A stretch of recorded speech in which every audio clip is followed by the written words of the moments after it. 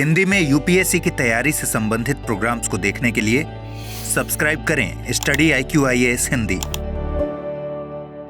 Hello everyone, welcome to study IQ IAS Hindi. This is Manish Shrivastava. जैसा कि आपको पता है, रोजाना सुबह 8 बजे के इंपॉर्टेंट सेशन लेकर मैं आता हूं, जिसमें साइंस एंड टेक के अलग अलग टॉपिक्स को हम यहाँ डिस्कस करते हैं। आज हम स्केलेटल सिस्टम्स के प्रीवियस ईयर क्वेश्चंस और MCQs को कवर करेंगे, जिससे हमने अभी तक जो टॉपिक्स पढ़े हुए हैं उनको किस तरीके से एग्जाम्स में पूछा जा सकता है अलग अलग तरीके से। ऐसे क्वेश्चंस मैंने यहाँ पे यूज किए हैं, जिससे आपको और भी कुछ ना कुछ नई चीजें पता चलेंगी। तो आज हम इस पूरे स्केलेटल सिस्टम के नए नए PYQ और MCQs को कवर करेंगे, जिससे आप एक होलिस्टिक वे में ये चैप्टर कवर कर सकें, कि मतलब नोट्स के बाद अगर आप ये क्वेश्चंस लगाते हैं तो एक अच्छे तरीके से आपका ये चैप्टर कंप्लीट हो जाए, उस तरीके का अप्रोच रखेंगे। इसके अलावा कोई डाउट्स होंगे तो यहाँ पर आप मुझे कांटेक्ट कर सकते हैं, मुझे मेल लिख सकते हैं। इसके अलावा लेक्चर की PDF, जैसा मैं हमेशा बोलता हूँ कि जो भी प्रीवियस क्वेश्चंस वाला जो PDF होता है उसको तो ज़रूर आप लोग डाउनलोड कर लिया करिए, जिससे आसानी रहे कि चैप्टर पढ़ने के बाद हमें वो सारी चीज़ें एक ही जगह मिल जाए। देखिए, पहला क्वेश्चन है what is the skeletal system, कि कंकाल प्रणाली क्या है। ऑप्शंस देखते हैं अच्छे से और फिर कोशिश करते हैं कि भाई क्या हो सकता है answer. All the bones in the body, मतलब स्केलेटल सिस्टम का मतलब है कि बोन्स जितनी भी हड्डियां हो सकती हैं उनको क्या कंकाल तंत्र या कंकाल प्रणाली कहा जाता है। All the muscles and tendons, all the body organs both soft and hard tissues, all the bones in the body and the tissues that connect them. तो अगर आपसे कोई पूछे कि भाई ऐसी ये क्या होता है, कंकाल तंत्र क्या होता है, तो भाई बोन्स तो होती हैं, बोन्स तो होंगी ही इसके अंदर, लेकिन बोन्स के साथ क्या होंगे, टिश्यूज भी होंगे। तो basically all the bones in the body and the tissues that connect them, मतलब शरीर की सभी हड्डियां और उन्हें जोड़ने वाला उत्तक जो है उसको आप क्या कहते हैं, उसको कंकाल तंत्र, स्केलेटल सिस्टम कहा जाता है, जो हमारी बॉडी को एक फ्रेमवर्क, एक ढांचा, एक सपोर्ट, एक प्रोटेक्शन, ये सारी चीज प्रोवाइड करने में मदद करता है। तो this is the correct answer. बढ़ते हैं नेक्स्ट क्वेश्चन की तरफ।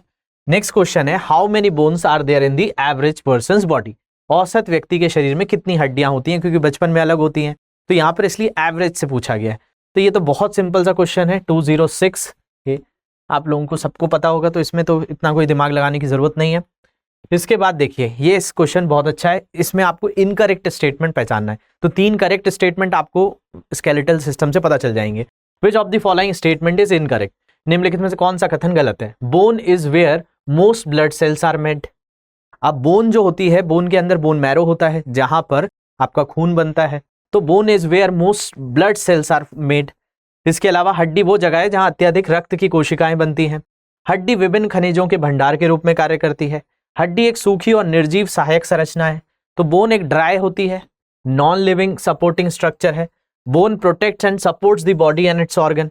हड्डी शरीर और उसके अंगों की रक्षा और समर्थन करती है, एक पूरा फ्रेमवर्क आपको देती है।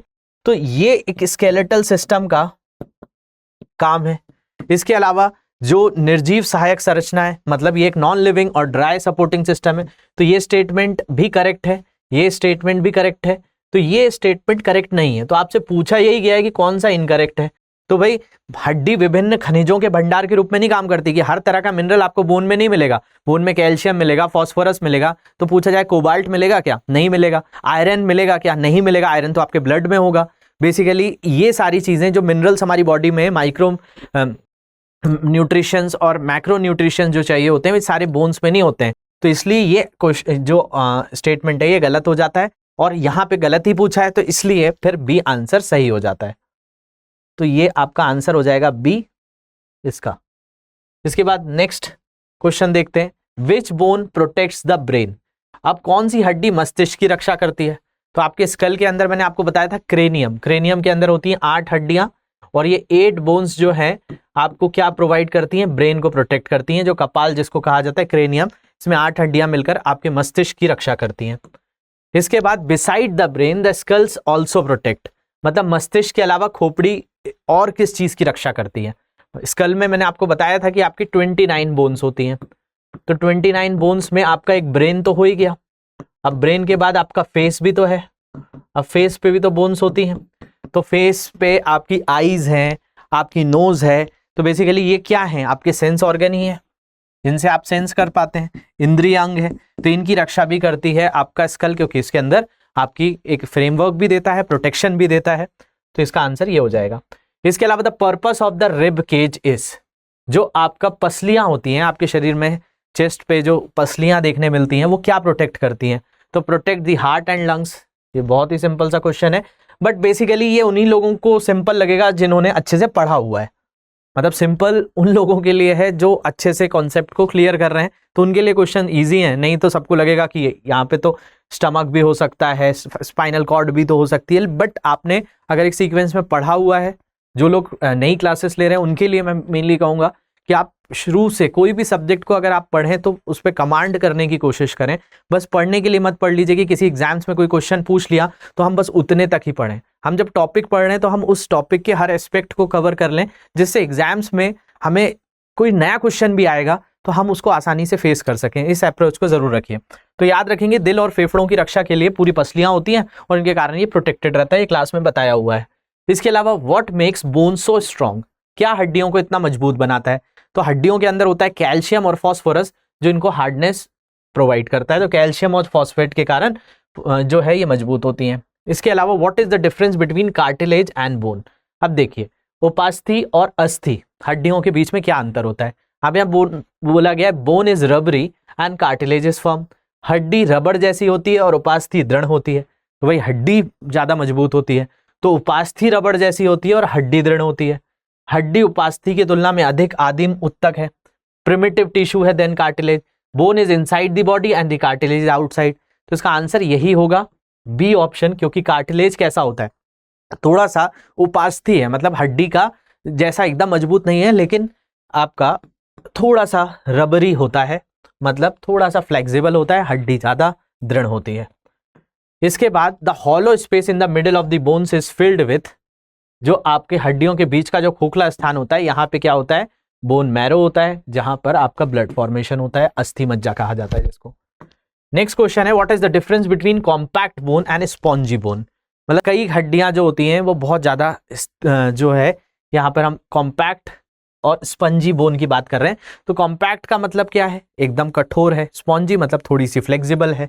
तो ये क्या बनाता है? They have different bone marrow, उनके पास अलग अलग अस्थि मज्जा होती है। तो अस्थि मज्जा से तो कोई बोन बनती नहीं है कि उसके आधार पर कोई स्पॉन्जी बनेगी, कोई कॉम्पैक्ट बनेगी। They are made up of different materials. क्या अलग हर हड्डी अलग अलग मटेरियल से बनती है? तो ये भी नहीं हो सकता, ये भी नहीं हो सकता। They have different size of bone cells, ऐसा भी नहीं होता है कि उनमें कोई कोशिकाओं का विभिन्न आकार होता है। कोशिकाएं तो छोटी ही होती हैं, तो ये भी नहीं हो सकता। ये होता है they have a different arrangement of bone cells. उनके अंदर जो सेल्स हैं वो अरेंज अलग अलग हैं। उनके पास हड्डी की जो कोशिकाओं की एक अलग व्यवस्था है, इसके कारण उनके अंतर्गत ये चीजें देखने मिलती हैं। इसके अलावा व्हाट इज अ जॉइंट? अब जॉइंट का मतलब क्या है? हमारी बॉडी में मैंने आपको बताया था जॉइंट है, इसलिए हम मूवमेंट कर पा रहे हैं, हम गति कर पा रहे हैं, हम उठ पा रहे हैं, हम बैठ पा रहे हैं, कोई चीज को पकड़ पा रहे हैं, होल्ड कर पा रहे हैं, कोई चीज को रोक पा रहे हैं। तो ये सारी चीजें जॉइंट के कारण हो रही है। तो जॉइंट क्या करता है? एक हिंज है, एक काज है, a ball and the socket, the place where two bones are joint. जहां पर दो हड्डियां आपस में जुड़ी हुई हैं, वो स्थान जहां दो अस्थियां मिलती हैं वो क्या हो जाता है? एक जोड़ हो जाता है। तो जोड़ों में दर्द होते हैं आप जैसे एज के साथ, तो वो यही होता है कि बेसिकली ये लाइफ लॉन्ग काम किया होता है, तो धीरे धीरे उनमें वियर टियर होने लगता है। इसके बाद muscles are made up of silica, polyester thread, calcium and phosphorus. तो कैल्शियम एंड फॉस्फोरस तो आपका बोन्स में हो गया, हड्डियों में हो गया, अस्थियों में हो गया। Polyester and thread, polyester thread जो आपका बेसिकली जो आर्टिफिशियल फाइबर होता है, कृत्रिम रेशा होता है, उसमें यूज होता है। सिलिका भी नहीं होता। तो groups of cell called fibres, यहाँ पे कोशिकाओं के समूह जिन्हें तंतु कहते हैं, उनसे आपकी मांसपेशियां बनी होती हैं। इसके बाद how do muscles attach to the bones move the body? हड्डियों से जुड़ी मांसपेशियां शरीर को कैसे गतिमान करती है? अब जैसे आपकी हड्डी है, आपने हड्डी से आप कभी भी जो देखते हैं कि आपको किसी को मसल्स दिखानी होती है, कभी अपने बाइसेप्स दिखाने होंगे, तो बेसिकली आप क्या करते हैं? पुश करते हैं अपने मसल्स को या पुल करते हैं? मतलब पुश करना मतलब आपको किसी चीज को खींचना अपनी तरफ, और पुल करना मतलब धकेलना। तो आप पुश करते हैं या पुल कर पाते हैं अपने मसल्स को, करके आप कोई भी मसल्स को देख सकते हैं। तो बेसिकली आपको समझने आएगा कि आप सारी मसल्स को क्या कर सकते हैं? खींच सकते हैं, छोड़ नहीं सकते हैं। आप चाहें कि भाई मसल्स जो है वो आपसे डिटैच हो जाए, तो वो नहीं हो सकता। तो पुल नहीं, आप जो करते हैं वो क्या करते हैं? आप किसी चीज को खींचना होगा, मतलब आप केवल क्या करें? जैसे कि आपको गेट खोलना है, तो खोलने में क्या होगी, दो घटनाएं होंगी। आप या तो उसको खींच सकते हैं, मतलब पुल करेंगे, या तो उस पर धक्का देंगे, पुश करेंगे। तो आप क्या कर सकते हैं, पुल मूवमेंट कर सकते हैं। आप मसल्स को पुल कर सकते हैं, पुश नहीं कर सकते हैं, केवल खींच सकते हैं। आप जो है उसको वापस जो है, जैसे आप अपनी मसल्स को टाइट करेंगे तो ये क्या हुआ, खींचना हुआ, मसल्स को छोड़ना नहीं हुआ, तो वो चीज नहीं हो सकती। इसके अलावा what is the function of tendon. देखिए टेंडन और लिगामेंट, ये मैंने आपको टिश्यूज वाले चैप्टर में भी पढ़ाया था कि लिगामेंट का काम है bone to bone,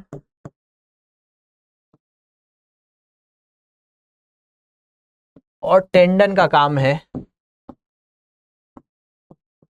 muscles to bone. तो यहां पे मसल्स टू बोन को जो अटैच करेगा वो कौन करेगा, वो टेंडन करेगा। मांसपेशियों को हड्डियों से जोड़ने का काम कौन करेगा, तो आपका कंडरा करेगा। इसके बाद the only movable bone of the skull, जो स्कल के अंदर एक हड्डी है जो ऊपर नीचे हो सकती है, वो आपका जबड़ा है, जिसको मैंडिबल कहा जाता है, जो सबसे मजबूत भी होता है। इसके बाद नेक्स्ट क्वेश्चन है what type of tissue is cartilage. तो कार्टिलेज एक कनेक्टिव टिश्यू है। पास्थी किस प्रकार की है, तो संयोजी उत्तक है, क्लास में कराया हुआ क्वेश्चन है, वो सिंपल सही क्वेश्चन था। इसके अलावा the presence of what makes the matrix of bone hard, किसकी उपस्थिति हड्डियों के मैट्रिक्स को कठोर बनाती है, तो बेसिकली कैल्शियम सॉल्ट्स जो होते हैं उनके कारण कैल्शियम लवण सबसे ज्यादा देते हैं, फिर फॉस्फेट देते हैं।